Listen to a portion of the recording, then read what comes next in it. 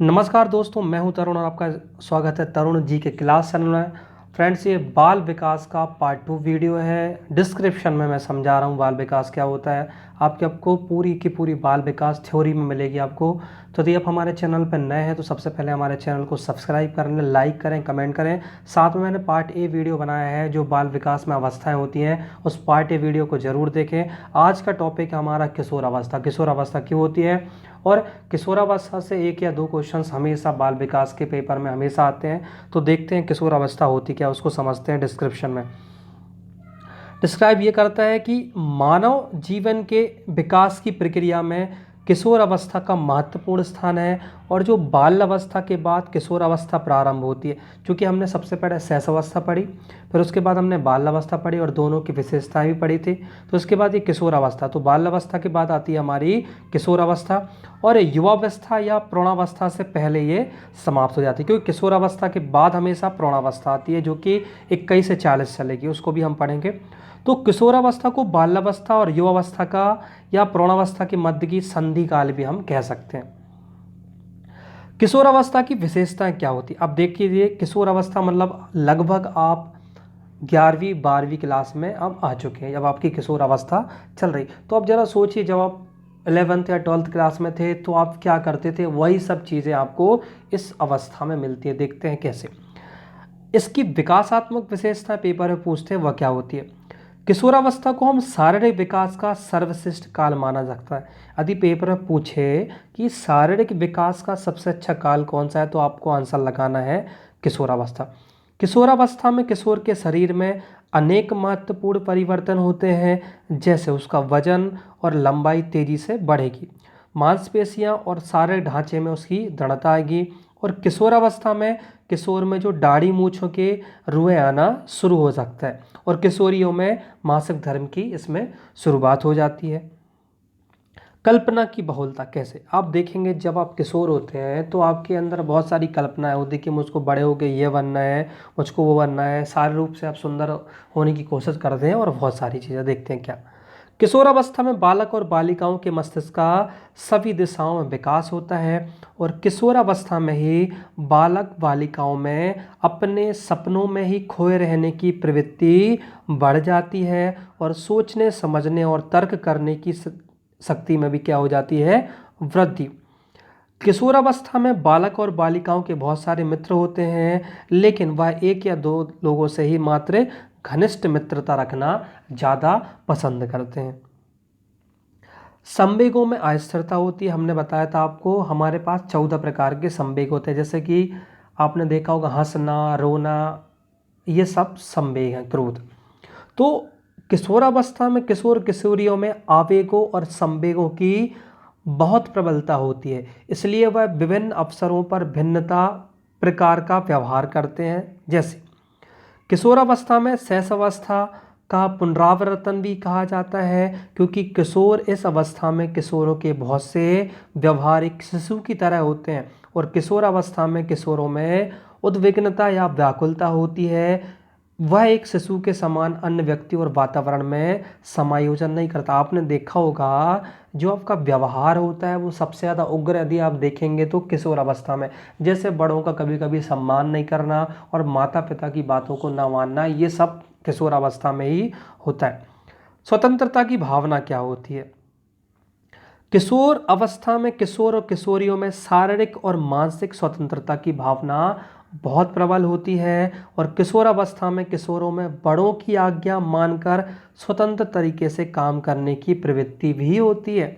साथ ही किशोर अवस्था में यदि किशोर पर किसी प्रकार का प्रतिबंध लगाने का प्रयास किया जाता है तो उसमें विद्रोह की भावना उत्पन्न हो जाती है। जैसे यदि आप उनको किसी भी चीज़ के लिए मना करते हैं तो वो आपको एक तरीके से अपना दुश्मन समझने लगते हैं।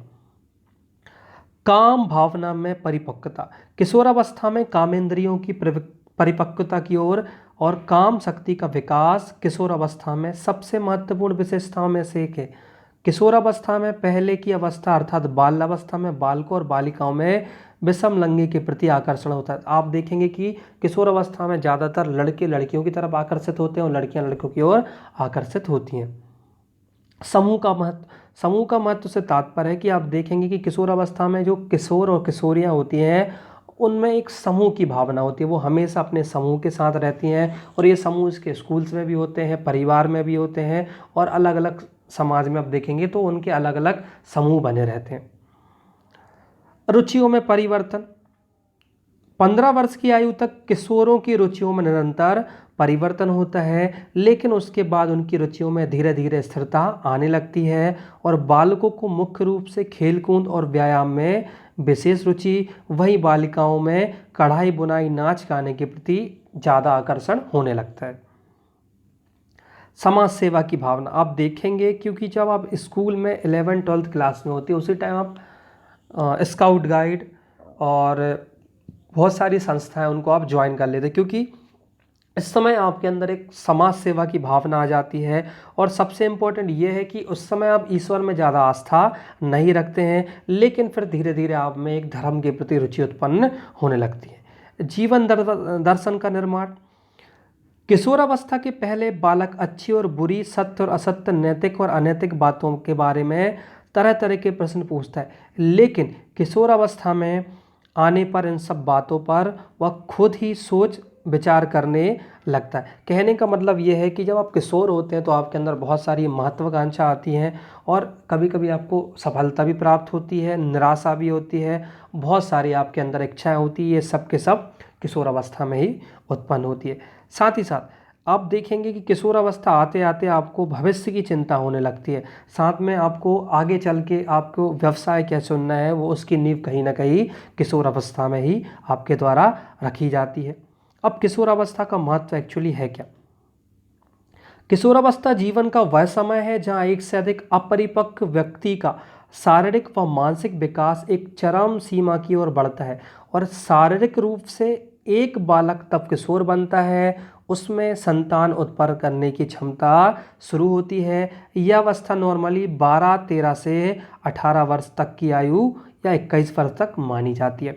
किशोर अवस्था में भी आप पूर्व किशोर अवस्था पढ़ेंगे, उसमें भी 2 पार्ट में डिवाइड, क्योंकि आपने वयः संधि पढ़ी होगी जो कि 12 से 14 चलती है, जो कि बाल्यावस्था को कहीं ना कहीं किशोर अवस्था के बीच में जोड़ती है। तो आप देखेंगे कि किशोर अवस्था जब आरंभ होती है तो आयु, लिंग, प्रजाति, जलवायु, संस्कृति और स्वास्थ्य पर निर्भर करती है और भारत में ये एवरेज अवस्था मानी है 12 वर्ष में। जो ये कथन सबसे ज़्यादा आता है स्टैनले हॉल का, नाम में ही जुड़ा हुआ स्टैनले हॉल। किशोर अवस्था बड़े संघर्ष, तनाव, तूफान और विरोध की अवस्था है, ये स्टैनले हॉल ने बोला है और जो बहुत सारे एग्जाम्स में पूछ सकते हैं। इसीलिए किशोर अवस्था को आप तूफानी अवस्था और संघर्ष करने की अवस्था भी कह सकते हैं। तो स्टैनले हॉल का ये कथन याद रखिएगा, किशोर अवस्था ही संघर्ष, तनाव, तूफान और विरोध की अवस्था है। किसने बोला है? स्टैनले हॉल ने। स्टैनले हॉल का एक सिद्धांत है पुनरावृत्ति का सिद्धांत, याद रखिएगा। पेपर में पूछते हैं हॉल ने कौन सा सिद्धांत दिया, तो पुनरावृत्ति का सिद्धांत दिया। अब किशोरावस्था में शिक्षा का स्वरूप क्या होगा? किशोरावस्था में जीवन की प्रमुख अवस्था है। प्रमुख अवस्था ये है कि उसमें ही आगे का जो जीवन निर्माण है उसकी नींव रख जाती है और वह जो किशोरावस्था में माता पिता और अभिभावकों के साथ साथ शिक्षा के स्वरूप में भी बहुत अधिक महत्वपूर्ण भूमिका है। जैसे किशोरावस्था में जो मानसिक ऊर्जा है वो सबसे ज़्यादा रहती है, याद रखिएगा। आप देखेंगे जब आप किशोर थे, मतलब आप जब 17-18 साल के थे, तो आपके अंदर एनर्जी जो थी बहुत ज़्यादा थी। आपका मन कहीं ना कहीं पढ़ने में लगता था और आप जो करना चाहते थे कहीं ना कहीं परिपक्व हो गए वो कर सकते थे, क्योंकि आपके अंदर जो मानसिक ऊर्जा है वो सबसे अधिक उस समय हुआ करती थी और आप रुचियों, रुझानों और योग्यता के अनुरूप अपना व्यवहार रखना चाहते थे। अब विद्यालय में ऐसे समूहों का संगठन किया जाना चाहिए जिससे किशोरों का अच्छा सामाजिक व्यवहार और संबंधों की कला सीखे। साथ में ही किशोर अपने आने वाले जीवन के लिए किसी न किसी व्यवसाय में प्रवेश करने की योजना बनाता है, पर वह यह नहीं जानता कि कौन सा व्यवसाय उसके लिए सर्वोत्तम है और विद्यालय में कुछ व्यवसायों की प्रारंभिक शिक्षा दी जानी चाहिए। किशोरों में स्वयं निरीक्षण, परीक्षण, विचार, तर्क करने की प्रवृत्ति होनी चाहिए, इसलिए पाठ्यक्रम को उनके अनुकूल बनाना चाहिए। दोस्तों इसमें हमने किशोरों के बारे में पढ़ा कि जो किशोर अवस्था होती है उसमें होता क्या। तो ओवरऑल इससे ये निकलता है कि ये संघर्ष करने की अवस्था है और तूफानी अवस्था है, और स्टैनले हॉल ने इसके बारे में बहुत अच्छे से लिखा है। साथ में कहीं ना कहीं जो आपके जीवन की आधारशिला है वो किशोर अवस्था में ही रख दी जाती है। तो ये हमने डिस्क्रिप्शन में पढ़ा किशोर अवस्था। अब इसके बाद हम पढ़ते हैं प्रौढ़ावस्था क्या होती है। तो मित्रों अब स्टार्ट होती है प्रौढ़ावस्था। तो प्रौढ़ावस्था आप नॉर्मली देखेंगे 21 से 40 वर्ष होती है, और कहीं कहीं आपको 18 से लेकर मृत्यु पर्यंत मानी जाती है, लेकिन अलग अलग तर्कशास्त्रियों ने अलग अलग इसकी डेफिनेशन दी, पर नॉर्मली उसको प्रौढ़ावस्था 21 से 40 साल मानी जाती है। अब प्रौढ़ावस्था होती क्या है, जब आप 21 साल के हो जाते हैं तो आप देखेंगे एक तो अपने जीवन में कहीं ना कहीं जो इच्छाएं होती हैं, रुचियां होती हैं, आप उनके लिए काम करते हो, और जो इसको बोलते हैं इस समय अपने भविष्य बनाने की अवस्था भी कह सकते हैं, क्योंकि इस समय आप स्वप्नशील होते हैं, आप अपने जो करियर होता है उस पर ध्यान देना चाहते हैं और आप जीवन में कुछ करना चाहते हैं। तो जो प्रौढ़ावस्था है वो महत्वपूर्ण अवस्था है, कैसे हम समझते हैं। तो जो बालक के जीवन काल में प्रौढ़ावस्था किशोरावस्था के बाद आती है, और बालक के जीवन में किशोरावस्था समाप्त हो जाती है तब प्रौढ़ावस्था आरंभ होती है, और सामान्य रूप से इसका काल 18 वर्ष की आयु से मृत्यु पर्यंत माना जाता है, लेकिन कहीं कहीं जब आप पढ़ोगे तो 21 से 40 साल उसका जो बेसिक दिया हुआ है वो माना जाता है। प्रौढ़ावस्था का अर्थ एक्चुअली होता क्या है। प्रौढ़ावस्था अंग्रेजी भाषा में मैच्योरिटी की अवस्था कहा जाता है। मैच्योरिटी मतलब जब आपको परिपक्वता आ जाए उसको ही हम प्रौढ़ावस्था बोलेंगे। अर्थात जब बालक किशोरावस्था में होता है तो उसमें संवेगों की अधिकता और परिपक्वता की कमी होती है, परंतु बालक प्रौढ़ावस्था में आता है तो उसमें समझदारी, परिपक्वता, सहनशीलता पाई जाती है, जो आयु बढ़ने के साथ साथ आगे बढ़ती चलती है। अब जो इसकी विशेषता है वो सबसे इम्पोर्टेंट है।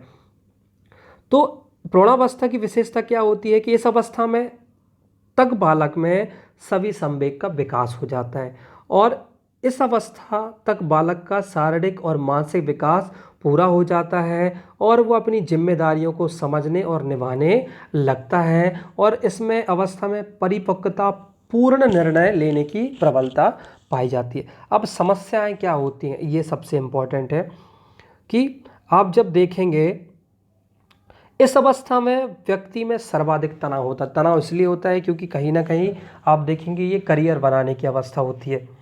तो जो इंसान जब प्रौढ़ावस्था में पहुंचता है तो उसमें एक इच्छाएं होती हैं, कल्पनाशीलता होती है, स्वप्नशीलता होती है, और अपने जो सपने होते हैं उनको पूरा करना चाहता है, जिसके कारण उसमें विभिन्न समस्याएं आएंगी, जैसे आर्थिक, मानसिक, सामाजिक, पारिवारिक से गुजरना होता है। इस अवस्था में जो अधिक आयु के व्यक्ति होते हैं उन्हें अपने स्वास्थ्य के संबंध विभिन्न समस्याओं का सामना कहीं ना कहीं करना पड़ता है।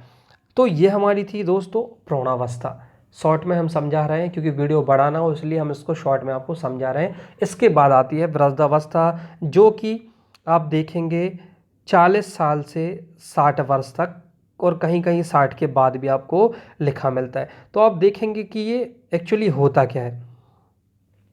तो वृद्धावस्था क्या होगी कि प्रत्येक जीवधारी उत्पन्न होने के बाद क्रमशः बाल्यावस्था, किशोरावस्था, प्रौढ़ावस्था या युवावस्था, अधेड़ावस्था या वृद्धावस्था से गुजरता है, और वृद्धावस्था को सबसे महत्वपूर्ण जीवन संध्या भी कहा जाता है। जीवन संध्या, जैसे कि हर दिन होने के बाद एक रात होने के बाद संध्या आती है, तो प्रौढ़ के बाद आप देखेंगे कि आपके जीवन में जो वृद्धावस्था आ गई, इसलिए उसको जीवन की हमने संध्या बोला है, क्योंकि यह जीवन का अंतिम पड़ाव है, और इसमें आते आते जो शरीर है वह थकने लगता है, और उम्र के साथ साथ शिथिलता आएगी। अब वृद्धावस्था में आप देखेंगे क्या होगी, सबसे पहले आपकी जो मेमोरी या स्मृति है वो खोने लगती है, और आपको स्वास्थ्य संबंधी प्रॉब्लम्स सबसे ज़्यादा होंगी वृद्धावस्था में।